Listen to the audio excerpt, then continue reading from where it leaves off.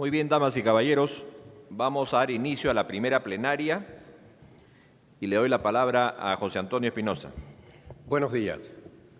Los antiguos pensadores hablaban que el universo estaba formado por 4 elementos, ¿no? Fuego, tierra, agua, aire. Si nosotros analizamos cómo están formadas nuestras organizaciones, nos daremos cuenta que están formadas por 4 fluidos también: materiales, energía, información, conocimiento. Sabemos hacer diagramas de materiales, balance de materiales, sabemos hacer también diagramas de energía, matrices de energía, balance de energía y de información también. Tenemos los procesos, las personas que hemos vivido en informática conocemos mucho el tema ese del balance y el flujo de información. Pero el cuarto elemento es el conocimiento. Y si nos ponemos a pensar, pocas organizaciones tienen sus flujos de conocimientos, en qué punto se origina el conocimiento, dónde se usa, dónde se almacena, dónde se descarta. Y la característica del conocimiento, a diferencia de los 3 primeros, es que todavía las máquinas no pueden hacer mucho al respecto. Nos ayudan, sí, pero está ligado a las personas el manejo del conocimiento.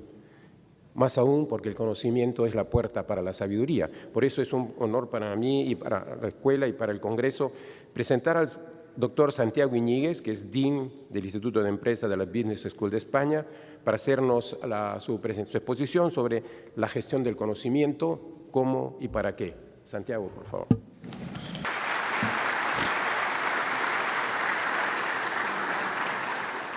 Bien, buenos días. Muchas gracias por la invitación a participar en la conferencia anual de APERU, tanto al presidente y a los directivos de APERU como a Fernando D'Alessio y a todo el equipo de Centrum.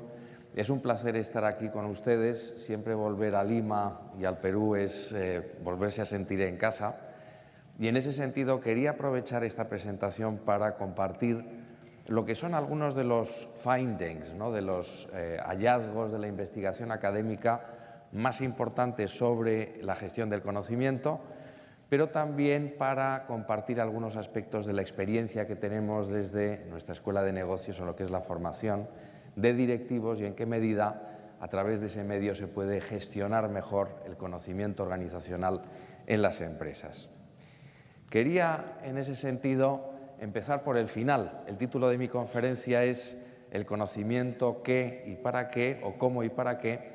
Yo quiero darle la vuelta a la presentación para resolver cualquier tipo de duda o de escepticismo que pueda haber al comienzo de mi presentación. ¿Por qué es importante gestionar el conocimiento? Fundamentalmente por 3 razones, y esto está probado por la investigación académica. En primer lugar, para aumentar la productividad y la rentabilidad. Y hay papers publicados recientemente que muestran que aquellas empresas que gestionan eficazmente el conocimiento, que cuentan con procesos, mecanismos para gestionar todas las rutinas que tienen que ver con la gestión de ese conocimiento, aumentan su productividad entre 5 y 6 puntos en comparación con aquellas otras empresas que no tienen esas rutinas organizativas para la gestión interna del conocimiento. En segundo lugar, promover la innovación. Las empresas, de nuevo, que gestionan eficazmente el conocimiento lanzan más productos o servicios, son pioneras, son referencia en sus sectores. Y en tercer lugar, porque la gestión del conocimiento permite identificar, desarrollar y retener el talento. Y conocerán algunos de los rankings que se utilizan para clasificar a las empresas en términos de la atractividad para el talento, esos rankings como The Best Companies to Work For, por ejemplo. Este tipo de indicadores o de rankings valoran especialmente cómo las empresas gestionan el conocimiento y la información dentro de sus organizaciones. De manera que razones empíricas en favor de la gestión del conocimiento existen y están probadas. Por lo tanto, la segunda pregunta de la conferencia yo creo que tiene una respuesta inmediata, clara, muy intuitiva y además probada por la investigación. Pero permítanme ahora que vuelva a lo que sería una introducción quizá con una historia, con algún tipo de ejemplo que nos permita centrar de qué estamos hablando cuando nos referimos a la gestión del conocimiento. Y esta introducción la hago especialmente en homenaje al presidente, al profesor D'Alessio, que, como saben ustedes, tiene también una experiencia importante como marino y como oficial dentro de la Marina.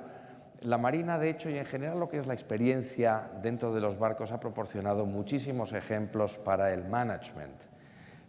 No es de extrañar que en entornos donde la vida es muy intensa, la interacción humana es muy directa, hay poco espacio, las misiones que tienen los capitanes de los navíos son misiones ambiciosas, con plazos de cumplimiento muy perentorios. En ese tipo de contextos se prueba realmente las condiciones del liderazgo, se prueba también todos los elementos característicos de lo que es la gestión de personas, la gestión del talento. Y yo quería hacer, por eso, por cierto, les recomiendo que lean biografías de personajes, de casos, de episodios que tengan que ver precisamente con la vida dentro de los navíos. Nosotros en IE Business School, por ejemplo, algo que estamos haciendo y que está produciendo muy buen resultado es el enseñar dentro de los programas de dirección no solo aspectos relacionados con el management, sino también historia o temas relacionados con las humanidades, porque las humanidades son fuente de aprendizaje. En este caso yo quería utilizar el ejemplo de Nelson. Todos conocen a Horatio Nelson, el vicealmirante que está considerado en el Reino Unido como el héroe más importante de toda la historia de Inglaterra, un personaje que tenía luces y sombras como líder. Estoy hablando de liderazgo porque, como se pueden imaginar, el liderazgo es algo consustancial a la gestión del conocimiento. Horatio Nelson, les decía, era un personaje como cualquier otro líder, con debilidades, pero también con muchas fortalezas. Una persona que, como aparece aquí en la estatua de la columna de la plaza de Trafalgar, que muchos habrán visitado, además tenía, como saben ustedes, perdió la visión del ojo derecho y además la mano, parte del brazo derecho también, lo cual no le impidió seguir escribiendo con la mano izquierda. Él era un gran comunicador, tanto en su faceta verbal como por escrito. Tenía una actividad epistolar muy importante y ejercía una influencia decisiva a través de sus escritos. Pero también era una persona vanidosa, se colgaba las medallas que no le correspondían y, de hecho, buscaba muy rápidamente el reconocimiento. Era una persona inquieta, a veces cruel, era una persona fuera las ideas que mantenía sobre la sociedad, sobre en general lo que era la evolución de algunos países de entonces, era una visión bastante fuera, pasada de moda. De manera que un personaje con luces y sombras, pero también ambicioso, y una persona, y esta es la clave del liderazgo, que sabía alinear a otras personas hacia una misión concreta y empleaba muy bien todos sus atributos para conseguir ese alineamiento de las personas dentro de su nave, dentro de su flota, dentro de su organización. Saben que la batalla que quizá dio la fama y convirtió a Nelson en una leyenda fue la batalla de Trafalgar, en la cual se venció a la coalición integrada por la flota francesa y española, capitaneada por Villeneuve, en 1808. En esta batalla Nelson capitaneaba el Victory, desde el cual dio órdenes. Saben que entonces se utilizaba el lenguaje de las banderas, pero algunos de los mensajes, y de nuevo aquí hay un tema fundamental para el liderazgo y para la gestión del conocimiento, la comunicación es decisiva, y la comunicación de los líderes dentro de la organización. Hay una frase en la batalla de Trafalgar que la habrán oído citar muchas veces, que es England expects that every man will do his duty. Inglaterra espera que todas las personas cumplan con su deber. Es una frase que se ha citado luego y se ha parafraseado múltiples veces. Inglaterra o Estados Unidos o cualquier organización espera que cada uno cumpla con su deber. Y es un mensaje que se envió por el lenguaje de las banderas y que sirvió para aunar muy bien a una flota que estaba posiblemente mejor preparada que la franco-española en términos de habilidades, pero que en términos de recursos era muy inferior. 27 barcos de medio tonelaje frente a 33 que eran grandes navíos, de manera que en términos de recursos las cosas estaban mucho más a favor de la flota franco-española. Pero Nelson, como saben, ganó aquella batalla, perdió la vida también en esa misma batalla y utilizó una estrategia que era completamente fuera de lo convencional. Lo normal era disponer a las flotas en una línea como aparece al fondo de este dibujo, que era como estaba dispuesta la flota franco-española. Nelson lo que hizo es colocar a toda su flota en dos líneas paralelas en forma de flecha, de manera que deshizo completamente la formación franco-española, rompió las reglas, fue disruptivo entonces en lo que era el juego de la batalla naval y además permitió un sistema de fuego y de comunicación más eficaz que el que tenía la otra parte, la flota franco-española. En fin, utilizo este ejemplo porque han salido varias ideas que van a formar parte del leitmotiv de la discusión sobre la gestión del conocimiento. Liderazgo, claramente, alineamiento, comunicación, no necesariamente contar con más recursos físicos, con más recursos materiales, pero sí contar con mejor talento humano. Entonces, entramos en lo que es el caldo de cultivo del conocimiento. ¿Cuál es el entorno necesario para que se genere un conocimiento organizacional efectivo? Bien, aquí hablamos del entorno y yo quiero hacer referencia a un estudio de la UNESCO en el cual explicaba cuáles son las circunstancias necesarias para que se produzca la generación de la innovación y de nuevo conocimiento. ¿En qué contexto tienen que vivir las empresas para que se opere esta generación de un nuevo conocimiento, nuevas ideas, nueva innovación? Bueno, Paul Drucker decía que vivimos en la época de los trabajadores del conocimiento. Anteriormente, hace un siglo, la mayor parte de los trabajadores tenían un contenido de trabajo de carácter manual. Hoy, la mayor parte de los profesionales en muchas sociedades viven del trabajo intelectual, del trabajo del conocimiento. Bien, pues las circunstancias para que se genere este conocimiento tienen que ver con la diversidad cultural y el respeto a esa diversidad cultural. Por eso, sinceramente, y lo digo aquí en público, aunque tampoco hace falta que lo publique en ningún periódico, sobre todo si viajo a China o a Singapur próximamente, o al Middle East, pero en un país donde no existen las circunstancias que propicien la diversidad, y estamos hablando no solamente de diversidad de género, sino también de diversidad de carácter cultural, ideológico o de visiones del mundo y visiones de la vida. En un país donde no exista ese respeto por la libertad de expresión, es muy difícil que se genere innovación. Por eso se pueden invertir muchos recursos en crear campus o centros de investigación en países del Golfo, en el Middle East, o en otros lugares de la Tierra donde a lo mejor se cuentan con estos recursos, pero ¿piensan ustedes que puede darse, que puede surgir un Silicon Valley en China hoy por hoy? ¿O en un país donde no existen libertades o donde no se respeta la igualdad entre el hombre y la mujer? Es muy difícil que la innovación se dé en este tipo de países por muchos recursos materiales que se inviertan. También, lógicamente, el acceso igualitario a la educación y el acceso universal a la información que se está dando ya por todo el desarrollo de Internet. Una aclaración, de todas maneras, cuando hablamos de la profusión de datos y de información, todos los retos que pone, como saben ustedes, el Big Data, esa acumulación de datos que nunca ha existido en estas proporciones y que ya los paquetes de software no son capaces de procesar. Por eso hace falta desarrollar sistemas de Big Data que permitan, de alguna manera, analizar y tomar decisiones sobre ese cúmulo casi infinito de datos, pero la información no es conocimiento. El conocimiento implica la implementación de una serie de rutinas, de procesos para gestionar esa información y poder tomar decisiones que estén en línea con los intereses de una empresa o de una organización.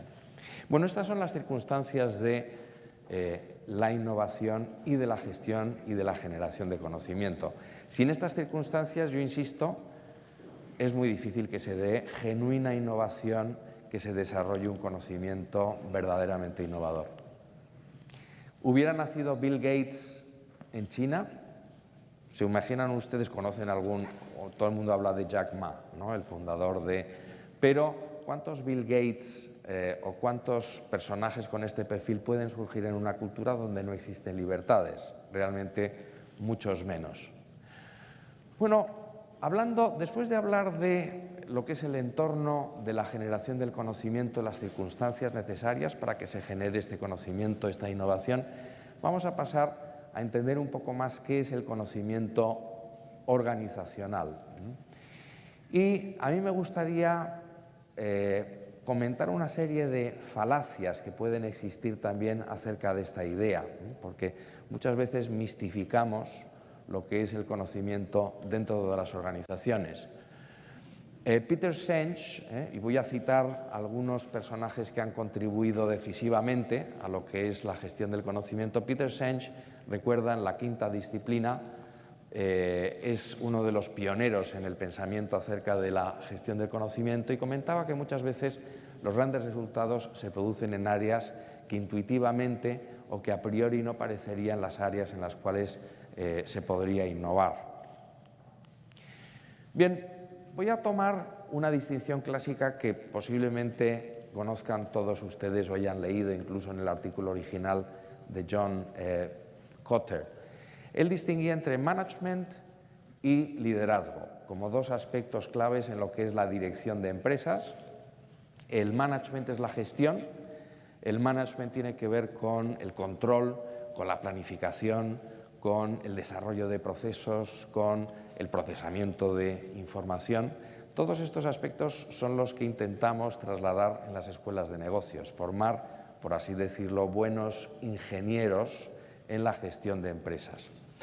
Pero hay otra faceta muy importante que también intentamos enfatizar en la formación de directivos en las business schools, y es el liderazgo.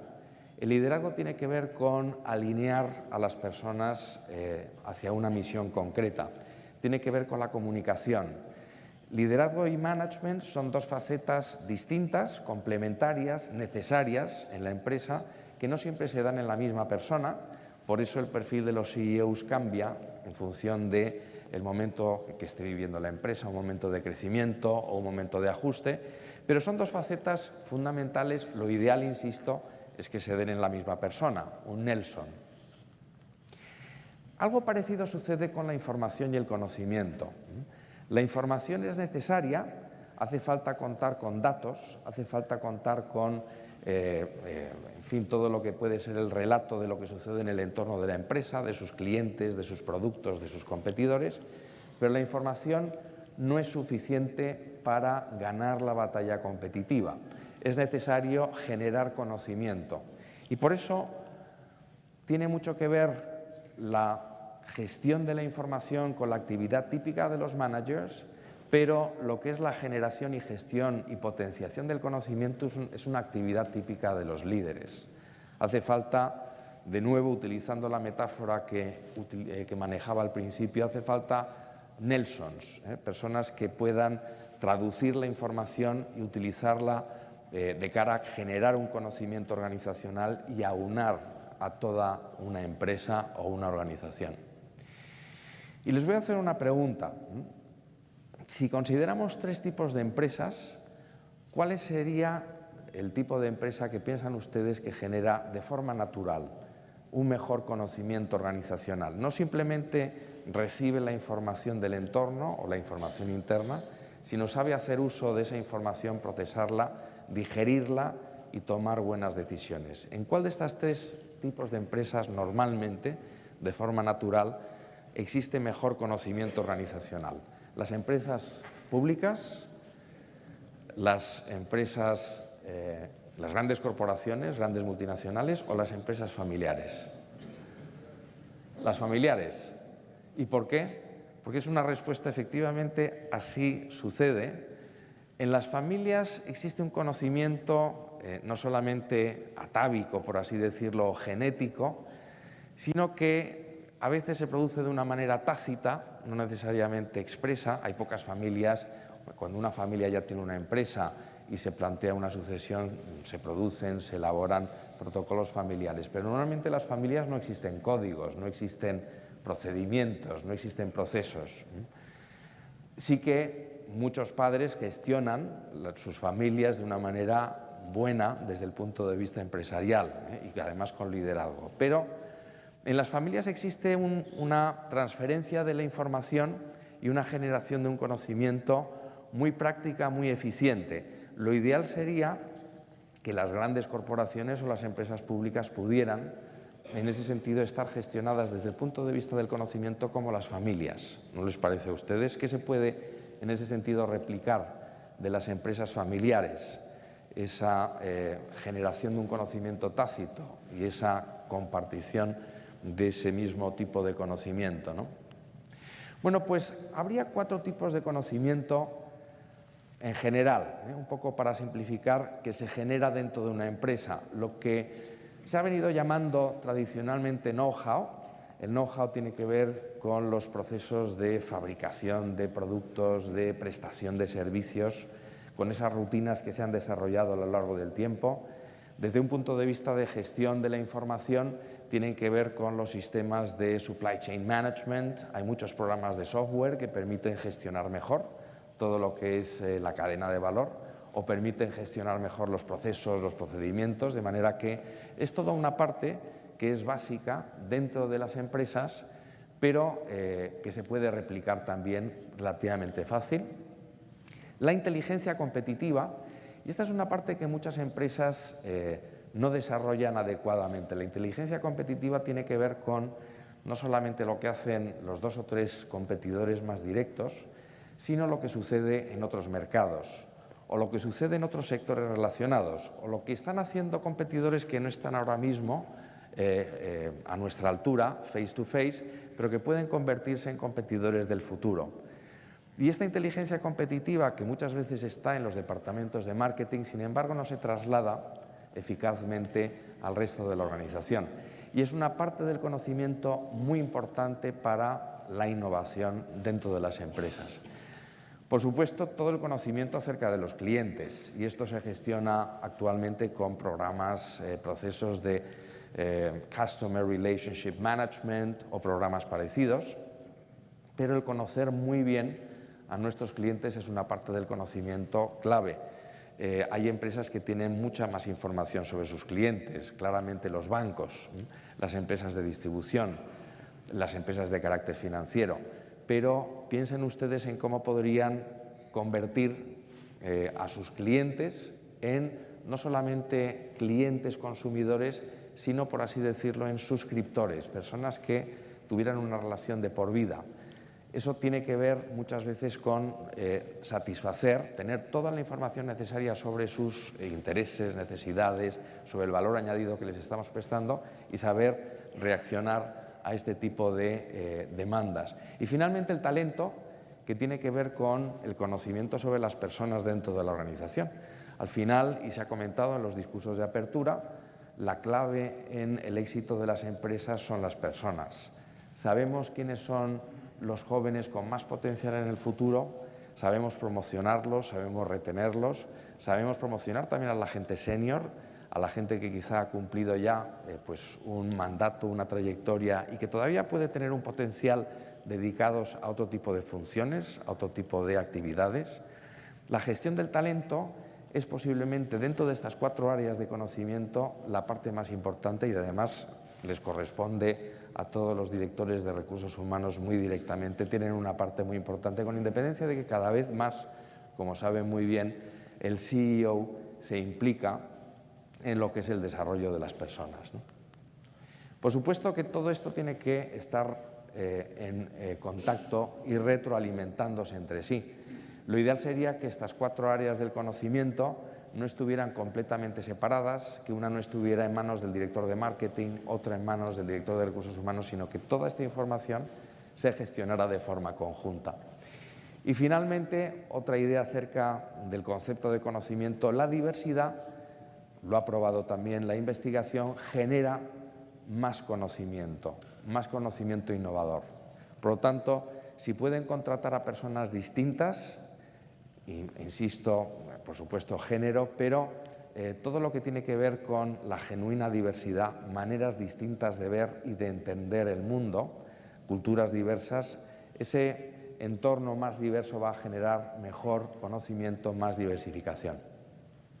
Vamos con las falacias acerca del conocimiento organizacional, ideas que a veces se comparten, pero que no son ciertas. Primera de ellas, las empresas poseen conocimiento. Por supuesto que con el tiempo hemos visto que muchas empresas acumulan información, acumulan códigos, que además las empresas son resilientes, ¿no? Es decir, con independencia del cambio de sus líderes y de las personas, tienen una inercia que les permite vivir todavía durante cierto tiempo y enfrentar situaciones de crisis. Pero seamos sinceros, realmente los que tienen conocimiento son las personas. Lo que pasa es que con el desarrollo de toda la filosofía de la Gestalt del siglo XIX, de la sociología, hemos mistificado a las organizaciones y pensamos que las organizaciones por sí mismas tienen conocimiento. Si se va un equipo entero de una empresa, de un departamento, se lleva el conocimiento por mucho que se haya codificado previamente. Por lo tanto, primera recomendación, cuidar a las personas. Segunda, la mejor manera de capitalizar el conocimiento es mantener el secreto. Yo creo que todos sabemos lo difícil que es mantener el secreto hoy en día. La información se comparte muy rápidamente. Hay algunas empresas que intentan cultivar el secreto. Apple, estamos a punto de conocer los 2 próximos productos, como saben, que se van a lanzar la próxima semana. Las famosas gafas con un tipo de aplicación visual y software y un nuevo modelo de iPhone, pero mantener el secreto, como Steve Jobs, por cierto, era en este sentido implacable. Si descubría que alguno de sus colaboradores más próximos había revelado una información, le despedía inmediatamente. Pero mantener el secreto en una organización es muy difícil. Y de hecho, en encuestas practicadas a empresarios, se muestra que el secreto es la táctica, la estrategia con peores resultados para mantener una innovación. Es mucho más eficaz apoyarse en el lead time, intentar jugar con la ventaja del time to market. Tercera falacia, una cosa es la comunicación interna y otra cosa es la comunicación externa. Tradicionalmente se ha distinguido entre la comunicación dirigida a los empleados o a los stakeholders internos y luego la comunicación externa que se dirige al resto del mundo, que tiene un carácter más marketingiano, más comercial. Lo cierto es que en el entorno en el cual vivimos, distinguir entre comunicación interna y externa cada vez es más difícil y más vale utilizar un solo mecanismo de comunicación, teniendo en cuenta que las tecnologías de información hoy por hoy permiten y facilitan que esa comunicación se produzca en tiempo real. Cuarta falacia, las mejores decisiones se apoyan en información completa. ¿Quién tiene información completa? Realmente nadie. A lo mejor a la hora de estudiar casos prácticos en algunas escuelas de negocios se facilita una información muy digerida, pero todos ustedes saben que en la vida real nunca se cuenta con información puntual, concreta, contrastada, y muchas veces las mejores decisiones son las que se basan en intuiciones, en los hunch, como dicen en inglés, o en la experiencia personal. Por supuesto que la información contribuye, como hemos visto al principio, a tomar decisiones más fundamentadas, mejores decisiones. Quinta falacia, la innovación y el nuevo conocimiento se genera en los departamentos de I+D.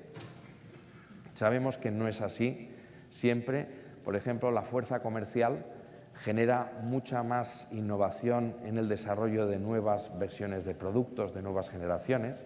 Por lo tanto, la recomendación es que existan en las empresas canales que permitan detectar, identificar la innovación, no solo en I+D, sino en el resto de la organización para poderlo canalizar y trasladarlo directamente a los departamentos que luego tienen que implementarlo.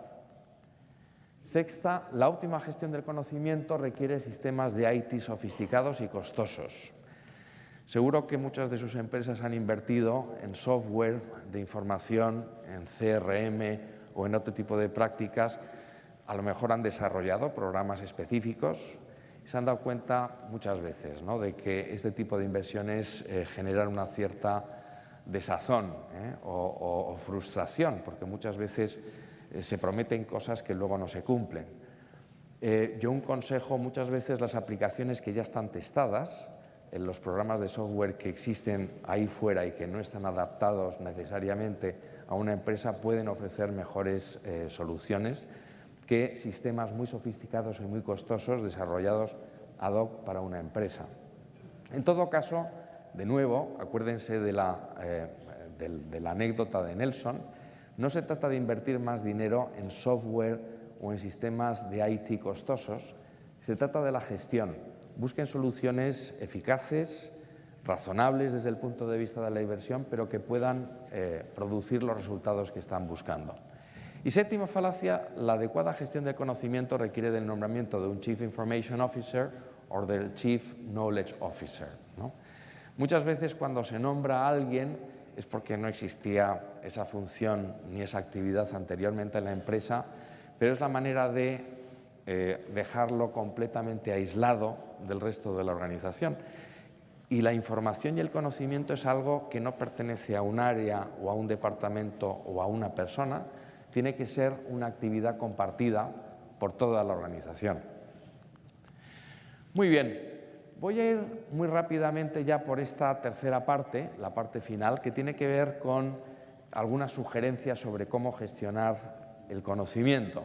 Un conocimiento que antiguamente se originaba en las universidades, la Academia de Platón en la Atenas de hace muchos siglos, luego las universidades se convirtieron en las reservas del conocimiento, a veces unas reservas del conocimiento demasiado aisladas de la realidad, y hay monasterios que en el fondo eran los lugares donde se enseñaba entonces que son muy difíciles de acceder. Pero las universidades que comienzan en el siglo XII y XIII son las que empiezan a generar conocimiento que luego se transfiere de maneras distintas a la realidad del mundo empresarial. Y las business schools, que surgen en el siglo XX, a comienzos del siglo XX, son las que intentan trasladar el conocimiento al mundo específico de la gestión de la dirección de empresas. Pero vivimos en un momento en el cual ya la generación de ese conocimiento no se produce solamente en el entorno académico, se produce en muchas otras fuentes. Tampoco les recomiendo que intenten replicar en el entorno empresarial las mismas estructuras que existen en el sector académico. El auge de las universidades corporativas en las últimas 3 décadas ha tenido muchos aspectos positivos, pero también algunos aspectos un poco frustrantes, porque no se puede hablar con propiedad de una universidad corporativa haciendo las mismas cosas que lo que hace una universidad del entorno académico. Tienen otras funciones, tienen funciones más de desarrollo del talento más que de generación del conocimiento. Pues bien, en esta parte final de cómo gestionar el conocimiento organizacional, yo me quiero apoyar en algunas recomendaciones de autores de relieve que seguro que también han conocido o han manejado ustedes. En primer lugar, los 3 aspectos que se requieren para gestionar adecuadamente el conocimiento organizacional.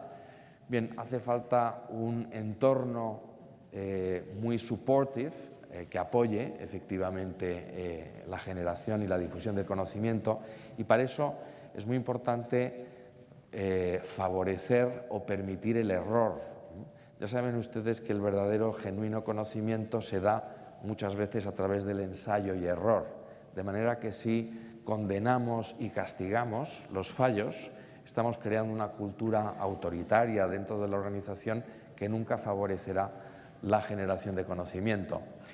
El tener también prácticas y procesos concretos de identificación de ese conocimiento, y muchas veces los sistemas de IT pueden favorecer esa difusión del conocimiento, y por supuesto, como les decía antes, la implicación del líder, desde el CEO a por supuesto el resto de los heads de las unidades de la empresa. Hay 2 estrategias genéricas que proponen entre otros Nitin Nouri, el decano de Harvard Business School, a la hora de gestionar el conocimiento. Y ellos aluden al caso de las empresas de consultoría, y les voy a poner el ejemplo porque lo van a entender mucho mejor en qué consiste codificar el conocimiento o personalizarlo. Las grandes empresas de consultoría como Accenture pueden tener un conocimiento codificado que se basa en toda la experiencia, los trabajos que se han acumulado a lo largo del tiempo, está puesto por escrito, está al acceso de los consultores, y esa codificación del conocimiento y difusión a través de sistemas de IT permiten que Accenture, por ejemplo, contrate a consultores junior sin experiencia, porque la codificación permite un aprendizaje mucho más rápido y la traslación, la comunicación de ese conocimiento más eficaz.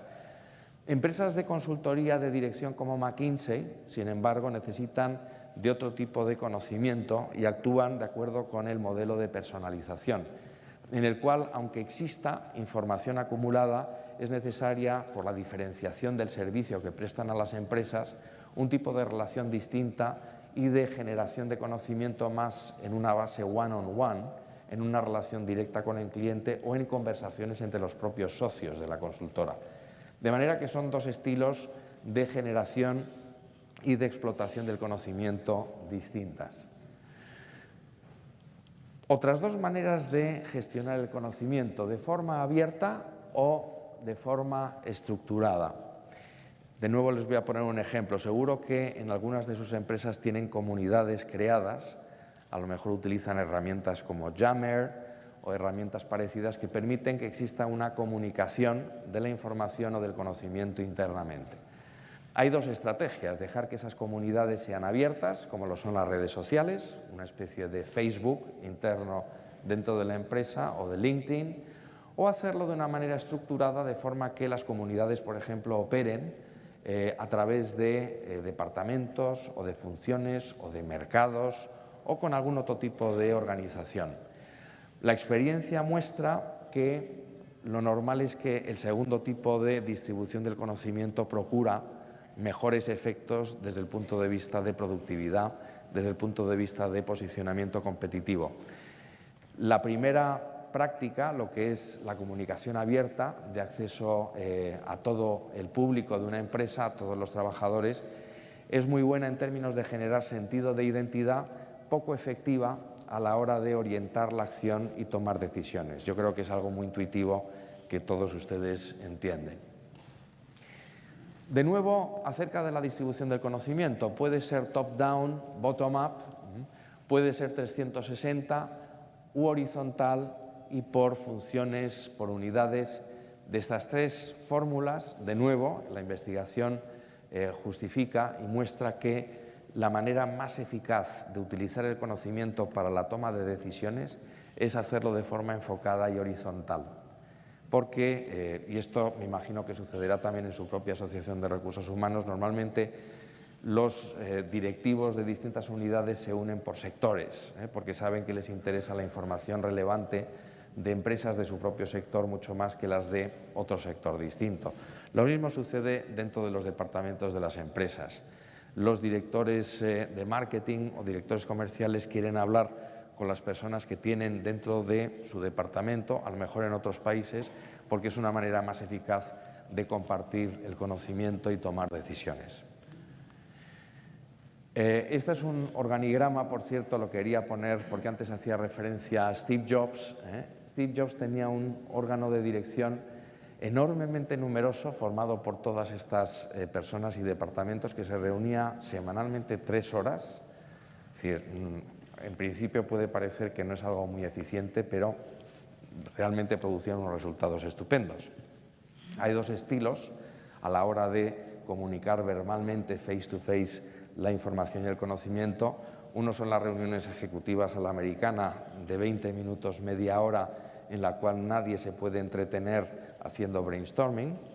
Otro es el estilo Steve Jobs, que reunía a su equipo de dirección amplio, como ven, muchas casillas, muchas personas, 3 horas, con un mandato de secreto muy importante, pero que generaba verdaderamente ese brainstorming. Aunque Steve Jobs, como saben ustedes, podía ser bastante autoritario, incluso hacer algún tipo de bullying en algún momento cuando alguien no estaba de acuerdo con él. Bien, finalmente, ¿cuáles son los takeaways, las conclusiones centrales de esta presentación? Bueno, en primer lugar, la clave en la gestión del conocimiento es el liderazgo y el talento. No tiene que ver con aspectos materiales formales. De nuevo volvemos a que una cosa es el management de la información y del Big Data y otra cosa muy importante es la generación de cultura y del conocimiento, que es una actividad genuina de los líderes. Segunda, la tecnología es un medio, no es un fin, de manera que no se pierdan en la contratación de paquetes muy sofisticados y costosos de software que al final no producen los resultados que prometían. Tercera, la distribución enfocada del conocimiento es más eficaz y productiva para la toma de decisiones que el compartir conocimiento en general, a la manera de 360. Insisto, eso tiene otras utilidades más de cara a la información, a la generación de un sentido de identidad corporativo.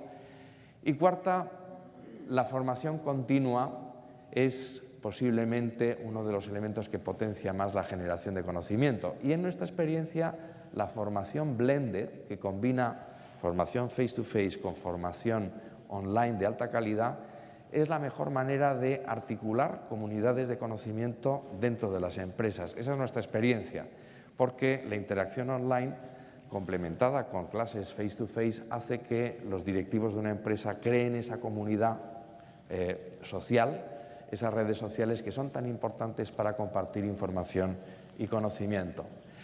Bueno, finalmente, simplemente agradecerles su atención, invitarles también, si vienen a Madrid en algún momento, a que visiten nuestra escuela, que es una escuela de negocios que Financial Times definía como unusual, en términos de su gente y de su naturaleza.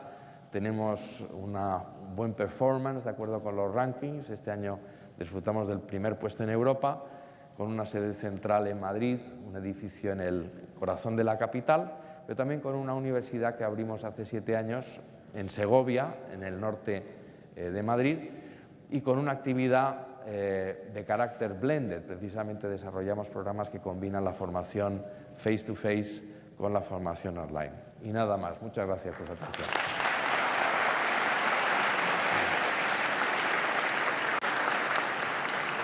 Muchas gracias, Santiago, por la excelente exposición. Tenemos ahora 3 panelistas que van a ampliar y opinar sobre el tema que se ha tratado. Quisiera hacer una muy breve presentación de ellos y en este orden les iré dando la palabra. Primero, Inés Temple, quien es administradora de empresas por la New York University y un MBA por la Universidad Adolfo Ibáñez en Miami, y es presidente ejecutivo del E.H. Harrison DBM en Perú y Chile. Empresa conocida en el mundo del outplacement y ella es un personaje altamente reconocida en este mundo de los recursos humanos. En segundo lugar está el ingeniero Nilton Socón, quien es el gerente de desarrollo organizacional del Grupo Graña y Montero. Actualmente es estudiante del doctorado de Gobierno de Organizaciones por el PAT y realizó su MBA en la Escuela de Alta Dirección de la Universidad de Piura. En tercer lugar, tenemos al señor Guillermo Dufo, quien es el director de negocio de Psicotec Perú, empresa encargada de la consultoría integral de recursos humanos con matriz en Madrid, España, y es docente de la Escuela de Posgrado de la UPC y de la Universidad Privada del Norte, siendo psicólogo por la Universidad Privada San Martín de Porres y máster en Dirección Estratégica del Factor Humano por la EOI de España. Le doy la palabra a Inés Temple.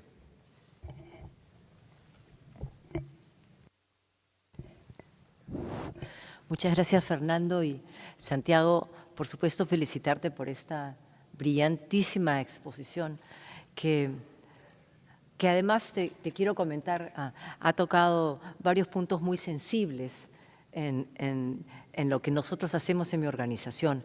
Nosotros como empresa consultora trabajamos buscando elevar el nivel de empleabilidad de las personas que ayudamos a recolocarse y en general al mercado. Buscamos ayudar a estas personas a cambiar paradigmas de cómo es que funcionan. Y nosotros en los últimos, te diría, de 4 o 5 años, hemos hecho un cambio completo, un cambio enorme en la manera como gestionamos el conocimiento. Y muchas de las cosas que hablabas de las falacias, hemos encontrado que nosotros manejábamos antiguamente muchas de estas falacias y hoy en día, gracias a Dios, las hemos podido superar. Y probablemente una de las más importantes es que antes nosotros atesorábamos el conocimiento. Era obviamente nuestro principal activo comercialmente en el mercado y por lo tanto nos preocupábamos mucho de cuidarlo y guardarlo. Hoy tenemos una visión completamente diferente y hoy día dentro de parte de nuestra estrategia fundamental es la del marketing de contenidos. Nosotros hoy en día publicamos en distintos medios entre 10 a 12 artículos mensualmente y publicamos videos tanto en medios locales como El Comercio, Gestión, Semana Económica. Por lo tanto, estamos permanentemente llevando al mercado todo el conocimiento que tenemos nosotros. Es decir, nada es nuestro hoy en día, todo lo llevamos y lo compartimos. Y eso nos lleva a nosotros a haber cambiado por completo inclusive el perfil de la gente con la que trabajamos. Porque hoy en día tenemos más de 30 consultores que dictan además entre 30 y 40 talleres mensuales en nuestras oficinas a los más de 700 ejecutivos con los que trabajamos año a año. Y eso nos lleva a tener que haber definido toda una gestión del conocimiento totalmente distinta a la anterior. O sea, antes el conocimiento lo percibíamos que venía de alguna manera de nuestra casa matriz en Nueva York, hoy que fuimos adquiridos por nuestro competidor.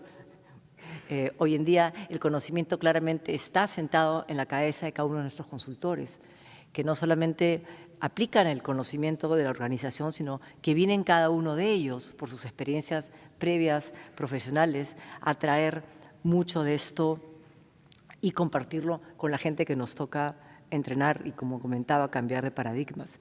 Entonces, claro, para nosotros el gran reto sigue siendo, obviamente, primero, contratar consultores que tienen el perfil que les permite querer seguir aprendiendo, querer tener esta curiosidad, este hambre por saber, por compartir, por saber encontrar la información.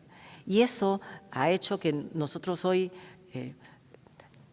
nos definimos por completo como una empresa totalmente distinta a la que éramos probablemente hace 5 años, lo cual además nos ha servido para triplicar nuestra facturación en estos 5 años. Y claro, y todo esto viene fundamentalmente de una gestión de conocimiento entendida de una manera distinta. Y como comentaba al comienzo, hoy nosotros nuestra principal estrategia de marketing como organización es la de generación de contenidos y la dispersión de contenidos en redes y demás. O sea, hoy cualquiera que nos investiga un poquito puede encontrar absolutamente nuestro conocimiento en los mercados. Aquí el tema central nuestro como gerenciando y liderando ese conocimiento es cómo nos aseguramos retener a estos talentos, esos consultores que son quienes hoy en día hacen esa gestión.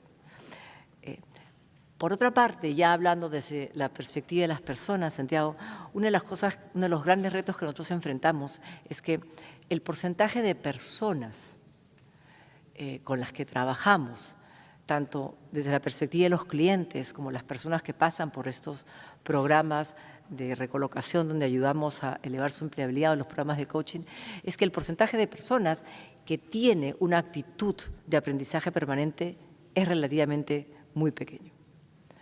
Todavía encontramos personas que les cuesta leer, que les cuesta seguir aprendiendo, que les cuesta buscar este desarrollo, este endurance intelectual que hace que muchos se quedan básicamente con los conocimientos que ya tienen y los cuales además defienden de una manera importante. Entonces, nosotros encontramos que necesariamente las personas que tienen un alto nivel de empleabilidad, es decir, aquellos que tienen muchas mejores posibilidades de tener mejores carreras profesionales y más demanda por sus servicios profesionales, son personas que tienen una actitud permanente de seguir aprendiendo. Y no solamente no porque tienen la información, sino saben dónde encontrarla y cómo manejarla. Entonces, yo creo que tu presentación ha dado, por lo menos en lo que es nosotros y nuestra empresa en general, en el clavo total. Y yo creo que este cambio de paradigma central en el cual nos encontramos hoy en día como sociedad internacional, donde el conocimiento está a disposición de todos. Lo importante, lo que tenemos que hacer es asegurarnos de que nuestra gente tenga la capacidad de saber dónde encontrarlo y la actitud para querer asumirlo y hoy en día compartirlo. Muchas gracias y realmente te felicito muchísimo otra vez, Santiago. Gracias.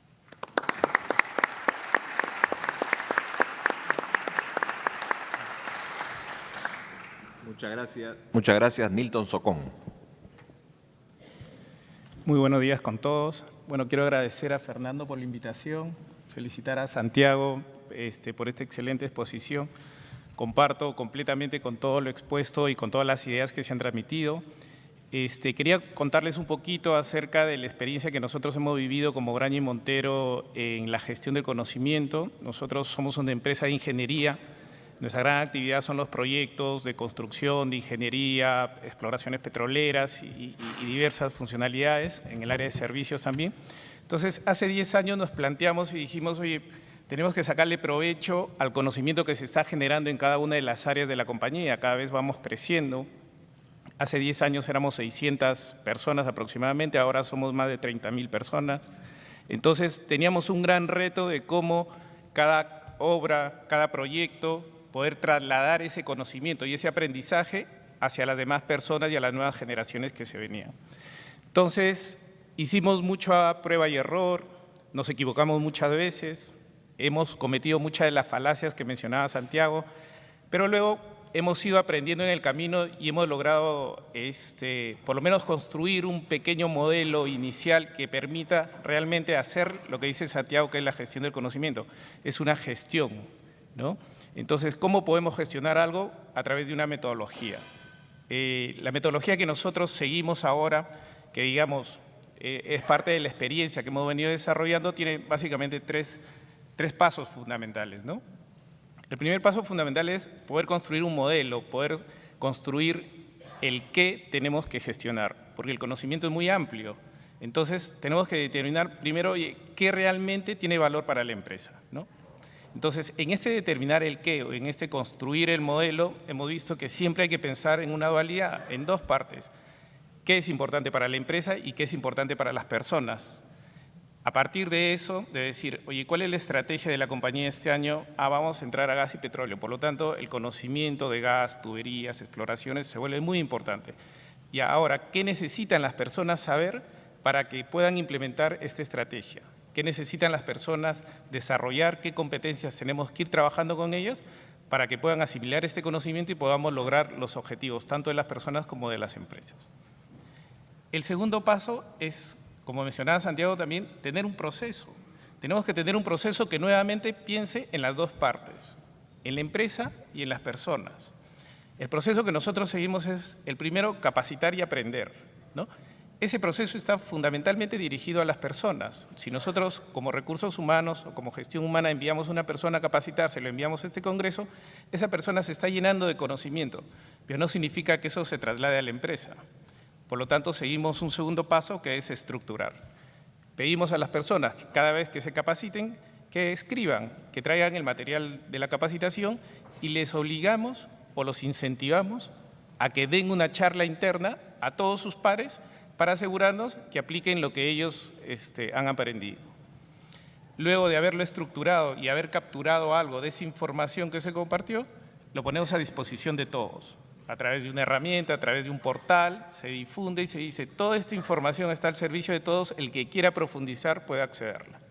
Y finalmente es usarla, ¿no? Tenemos sistemas de auditoría interna, el sistema de calidad, que lo que busca que una vez que nosotros hemos aprendido una metodología o hemos incorporado dentro de nuestros procesos algo, hacer y buscar y hacer seguimiento que realmente se use, ¿no? Porque si nosotros hacemos una estadística de todo el dinero que invertimos en capacitación, seguramente el 10% realmente se aplica y el otro solo se quedó como una bonita experiencia, ¿no? Finalmente, el tercer nivel con el cual nosotros trabajamos son el tema de las personas. que es el elemento fundamental que mencionaba Santiago, que es donde reside el conocimiento. Si nosotros no trabajamos con las personas, nada de lo que invertamos, nada de lo que construyamos, nada de lo que podamos decir o definir se va a llevar a cabo. Por lo tanto, en las personas también trabajamos 3 elementos. El primero son las actitudes de las personas, las redes sociales, la integración. O sea, nadie va a transmitir su experiencia a otra persona que no tiene, digamos, que no tiene ningún contacto, que no lo saluda, que tenemos jefes en los proyectos, como todo buen ingeniero se cree, pues está Dios y de ahí vienen los ingenieros, ¿no? Entonces, ese señor no necesita ninguna información adicional, él lo puede todo, él es el todopoderoso, él con su tractor puede transformar el mundo. Entonces, claro, a esa persona, ¿quién le va a decir? Y le dice, oye, cuidado que te puedes equivocar, cuidado que esto te puede pasar, cuidado que ya nos pasó esto en esta obra, cuidado que el cemento a 4.000 metros de nivel del mar funciona de forma diferente. Entonces, tenemos que trabajar en las actitudes, tenemos que trabajar en que la gente tenga humildad y realmente el primer paso que pregunte y el segundo paso que esté dispuesto a escuchar. Trabajamos en temas de cómo afrontar el conocimiento como un elefante dentro de la organización.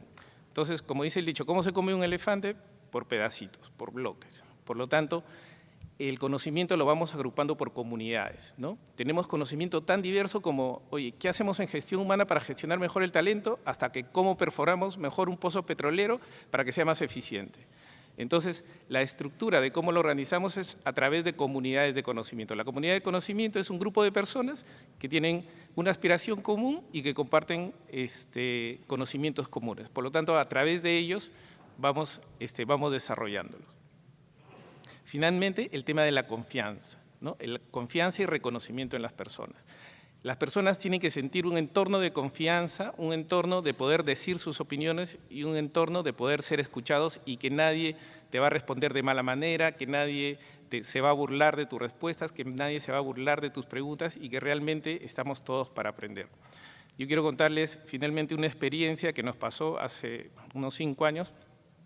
Estábamos cotizando una propuesta de $40 millones para la minera Cerro Verde, para hacer un levantamiento de todas sus instalaciones y hacer los planos as-built, digamos, como está construida, para que puedan en los próximos años hacer su ampliación de planta. Serán 40 millones y era súper estratégico para la compañía en ese momento. Estábamos a punto de presentar la propuesta, faltando, digamos, unas 2 horas, y nos llega un correo del cliente y nos dice, por favor, incorporen dentro de su propuesta el precio por metro lineal de detección de tuberías enterradas. Entonces, todos entramos en shock. ¿Por qué? Porque nunca en nuestra vida habíamos hecho detección de tuberías enterradas. ¿Qué hacemos? ¿Cómo se estima esto? ¿Cómo se cotiza? ¿Hay que usar un radar? ¿Hay que excavar para detectar la tubería? ¿Hay alguna metodología? ¿Es por sonido? No sabíamos qué hacer. Entonces, conversando con el gerente de la propuesta, le digo, oye, ¿por qué no creas un foro de discusión y lanzas a toda la comunidad? Y agarra y me dice, si yo no sé que tengo 30 años de experiencia, ¿tú crees que alguien va a saber? Le digo, no lo sé, pero peor de lo que estás ahora no puedes estar.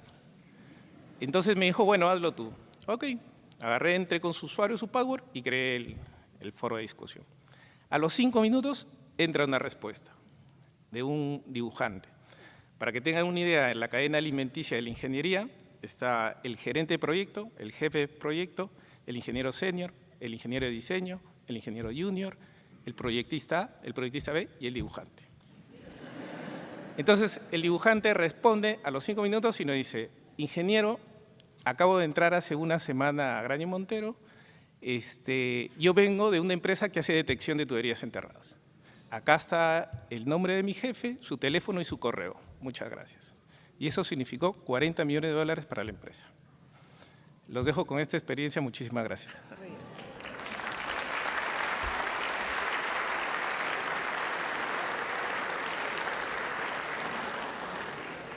Guillermo Dufó. Bien, muy buenos días. Muchísimas gracias a todos los organizadores de este 23 Congreso de Gestión de Personas, sin mencionar nombres para no sonar ingrato si me olvido de alguno. Felicitar la exposición de Santiago Iñiguez, en realidad sorprende que un tema tan complejo y profundo para las organizaciones pueda ser presentado con esa capacidad de síntesis y de plasmar, sobre todo con ejemplos tan claros, esta interrelación que existe entre el conocimiento, las personas y la organización. Yo quiero señalar algunos puntos que, digamos, más son preocupaciones de la propia experiencia en la relación con las organizaciones. Yo he pasado 25 años de mi vida en el sector financiero. Los 13, 14 primeros años en un aprendizaje, en todo un proceso de aprendizaje, para luego los siguientes 12 años pasarlos en una constante actividad alternada por las compras, ventas, fusiones, adquisiciones, reducciones, donde muchas veces nunca nos detuvimos a pensar si realmente estábamos preocupados en retener el conocimiento de las nuevas organizaciones a las que llegábamos, del nuevo banco que se adquiría, del banco que se fusionaba, o simple y llanamente lo que hacíamos era llevar a cabo la labor del conquistador, es decir, si a ti te toca llegar como nueva administración, privilegia a tu equipo, ¿okay? Y desplaza al anterior. Y muy probablemente es lo que sucedió en la mayoría de los casos, hasta que llega el momento en que el desplazado eres tú. Viene otra administración y entonces, claro, tú dices, oye, pero todo el conocimiento que tenemos, la experiencia que hemos adquirido, hemos pasado por varios procesos de fusión, podemos aportar mucho, pero al final la conclusión es que fuimos desplazados. Entonces, claro, todo esto te lleva a valiosas reflexiones y hoy día en el mundo de la consultoría, en que muchas organizaciones lo que buscan es un consejo, porque tal vez la dimensión menos explorada de la consultoría sea pues propiamente la consultoría, que alguien te escuche y pueda darte algunos consejos. No necesito que nadie me desarrolle nada, pero me gustaría exponer mis planes, ¿no? Someterlos a alguna opinión experta. En este trajín, pues, vas descubriendo cosas alrededor del mundo del conocimiento en las organizaciones que me preocupan. Y aquí va el punto con el que empecé, comentar algunas preocupaciones. Estoy completamente de acuerdo con que las organizaciones necesitan Nelsons. Necesitamos talentos disruptivos, talentos creativos. Lo que me preocupa es que muchas veces nos concentremos solamente en ellos. Hablamos de desarrollar el talento y para eso pues buscamos identificar la gente con un alto desempeño y que tenga un alto potencial y nos preocupamos mucho por explorar este aspecto del potencial para poder mapear nuestros talentos. Y lo que veo es que todas las actividades se concentran en estos talentos que, de paso, espero con mucha ansiedad también la exposición de Álvaro Escalante, el talento es mercenario. A ver, porque me he encontrado con que la retención del talento a veces es un paradigma. No sé si siempre se puede retener al talento porque el momento del talento a veces no coincide con el momento de la organización. Entonces, por más que lo he privilegiado, por más que he incentivado, por más que he creado programas súper atractivos para ese talento se va, porque no encuentra coincidencia en su momento, en su búsqueda con el momento de la organización y no está dispuesto a esperar. Y tenemos un mercado dinámico que te ofrece posibilidades de alcanzar esa posición que que anhelas y que además con el ego inflado, porque siempre te han considerado como un extraordinario talento, te vas. Yo me pregunto, ¿qué pasa con las personas de alto desempeño en la organización? De repente no tienen ese potencial que todos buscamos, pero tienen un alto desempeño. Y son los que sostienen la organización, porque no dudo que los talentos, los Nelsons, impulsan y hacen crecer las organizaciones. Eso es indudable. Pero ¿qué pasa con esa base que soporta la organización y que muchas veces la olvidamos? Y que puede ser un dibujante. Puede ser un dibujante, con conocimiento suficiente para generar 40 millones de utilidad a la organización.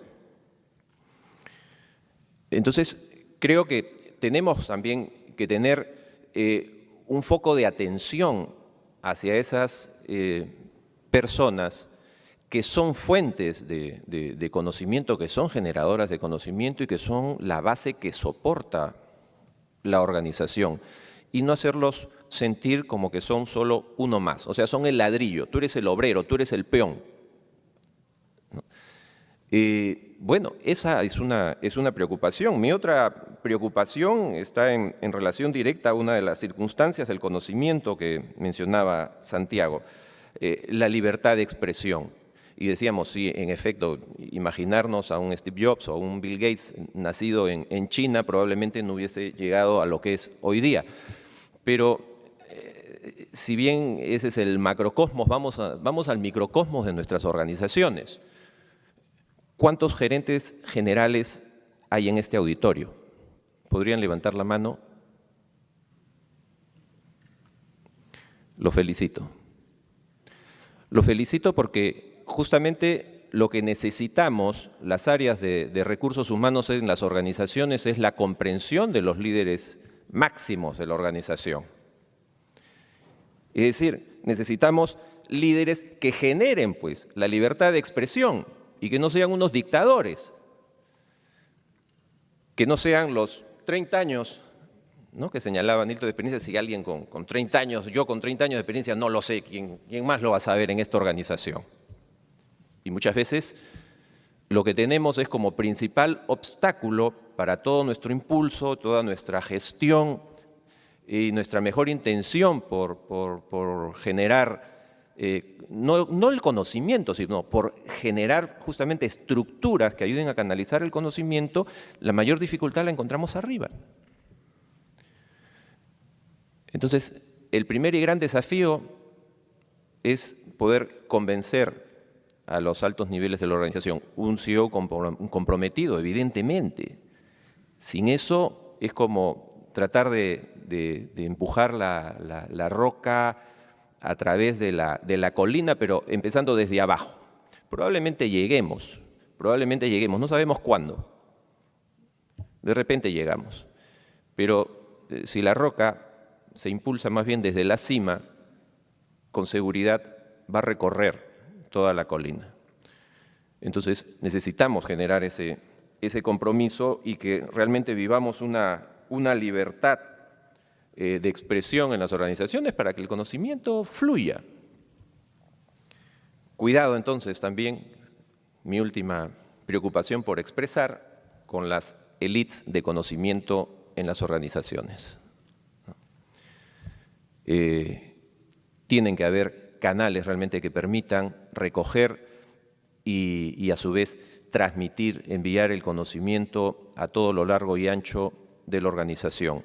Creo que el conocimiento se tiene que focalizar, sí, pero ese conocimiento focalizado que llegue a todos los que deberían poseerlo y no centrarnos en élites de conocimiento, de manera que realmente pues, esta libertad de expresión también sea inclusión y también sea valoración de la diversidad en las organizaciones, que aprendamos a conocer, a valorar, a respetar esa diversidad, entendiendo de que hay personas que son magníficos planificadores, pero no son muy buenos ejecutores, y otros son extraordinarios ejecutores, pero no necesariamente son buenos planificadores, y queremos forzar a que también planifiquen las cosas.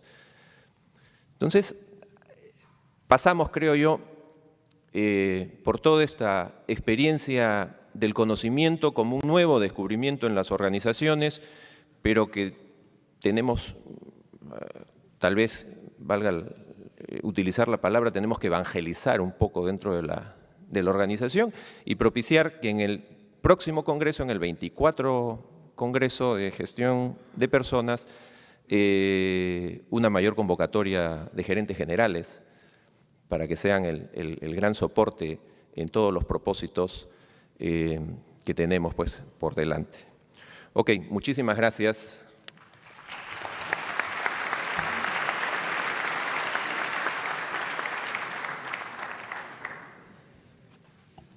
Pasamos a un breve periodo de preguntas y quisiera plantear la pregunta y tanto a nuestro expositor como panelistas cualquiera pudiera intervenir para contestarlas.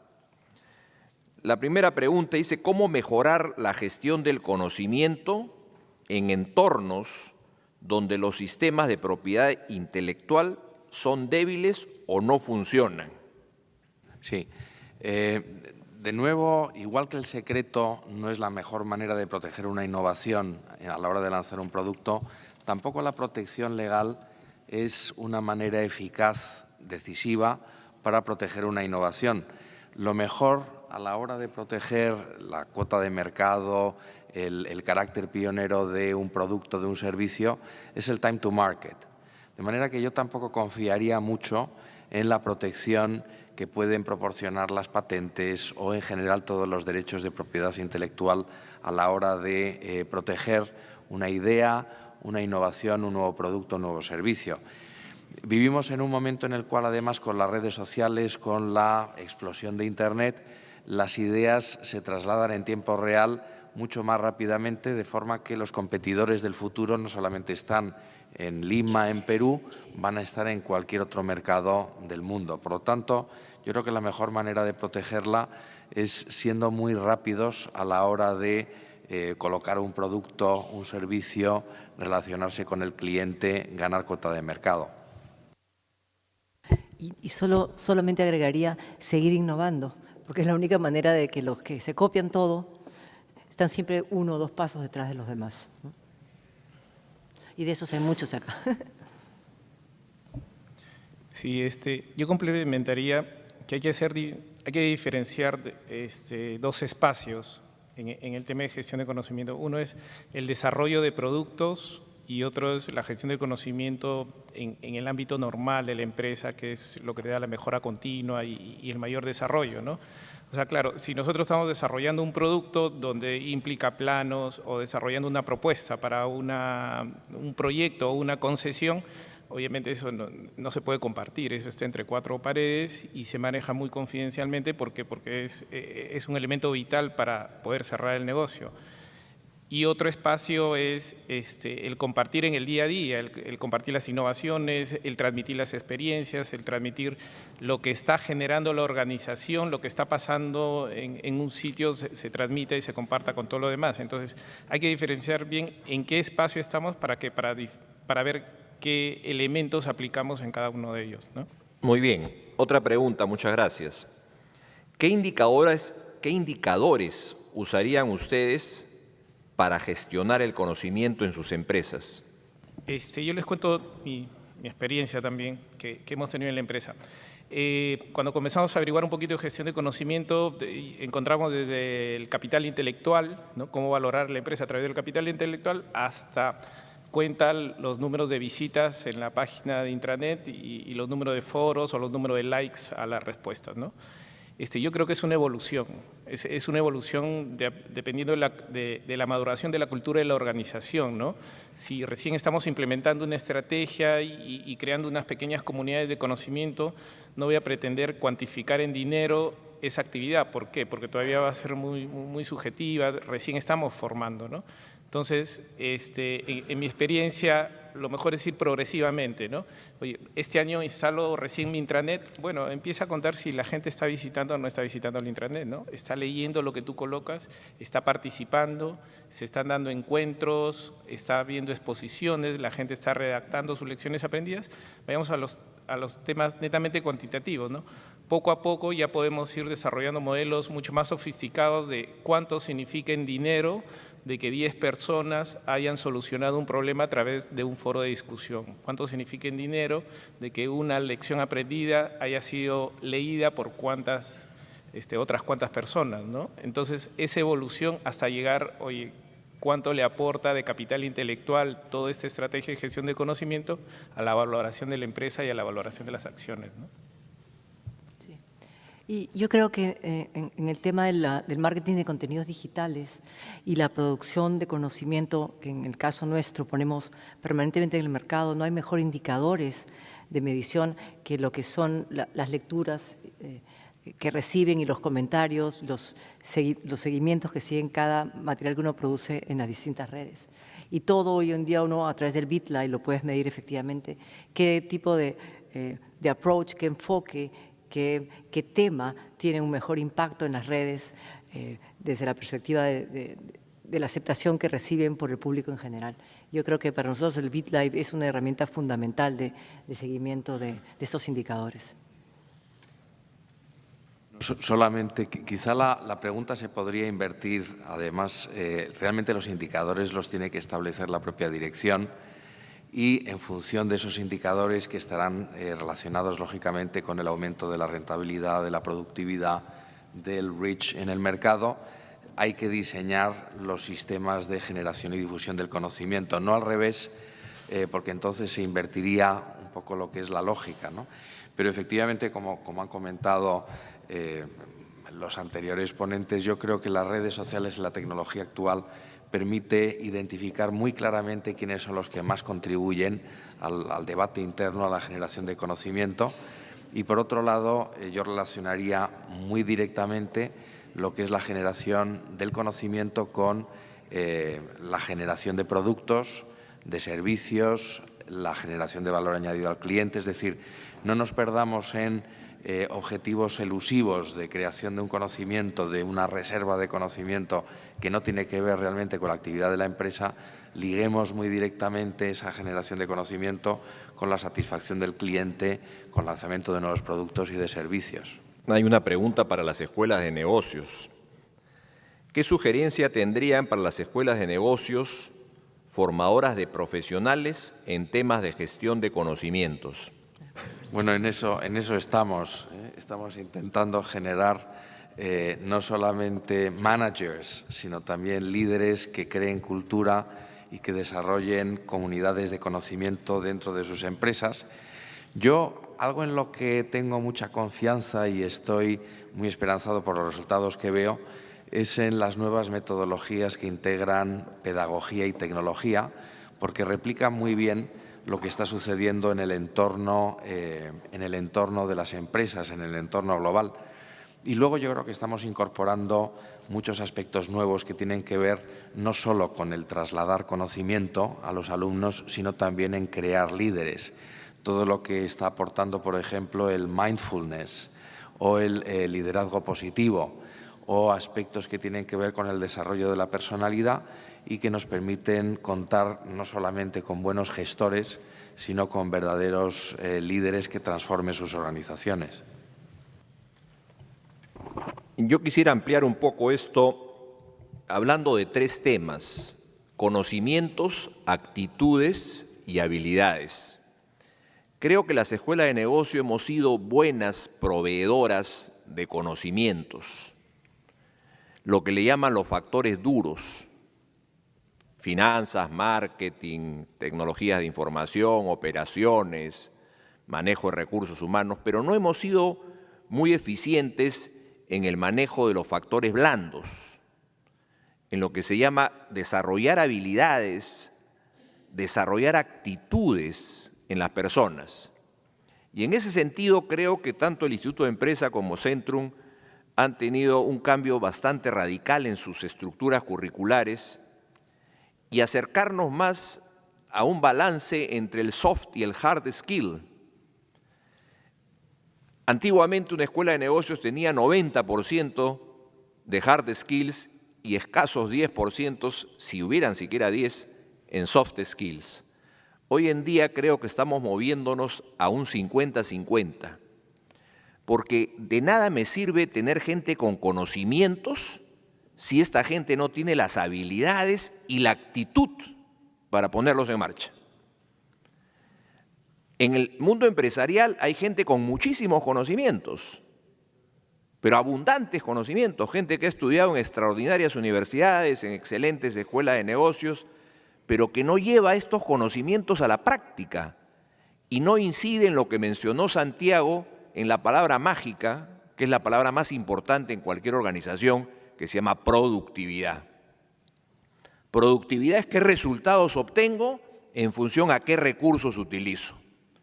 Y lógicamente un recurso importantísimo no solo es el ser humano, la persona, sino los conocimientos que tiene esa persona y las habilidades y actitudes que tiene para que este conocimiento se ponga en práctica y aporte a la productividad que haría a las organizaciones lógicamente más competitivas. Es un tema de la productividad es un medio, la competitividad es el fin. Soy productivo para ser competitivo, para ganarle a los otros, porque el mundo de empresas es un mundo de teoría de juegos, donde jugamos para ganarle a los competidores, lógicamente con ética y legalidad, por cierto. Pero si esa productividad se incrementa por el factor humano y por el factor humano que tiene el conocimiento puesto en práctica, realmente hacemos mejores organizaciones. Recordemos la función de producción desde la economía básica, la microeconomía. Dos factores de producción siempre han existido: labor and capital, personas y máquinas, personas y activos. Pero antes se hablaba de la persona en la primera revolución industrial como cantidad de mano de obra. En la segunda revolución industrial ya aparece el conocimiento. Y dice, muy bien, esta persona no solo es una mano de obra, sino también tiene conocimientos, aprende y al aprender mejora. Y hemos entrado a la tercera revolución industrial, que se llama la revolución industrial del conocimiento, el knowledge, que si bien es un factor inherente en la persona, hoy día se toma como un tercer factor en la función de producción. Y creo que ahí es una obligación importante, no solo de las escuelas de negocios, en dar los cimientos fundamentales, sino en las empresas, de tratar de desarrollarlo y hacerlo crecer. Nos ha ganado el tiempo. Quiero cerrar esta primera plenaria agradeciendo a nuestro expositor, el doctor Santiago Iñiguez, a nuestros tres extraordinarios panelistas, Inés Temple, Nilton Socón, Guillermo Dufó, para quienes les pido un fuerte aplauso.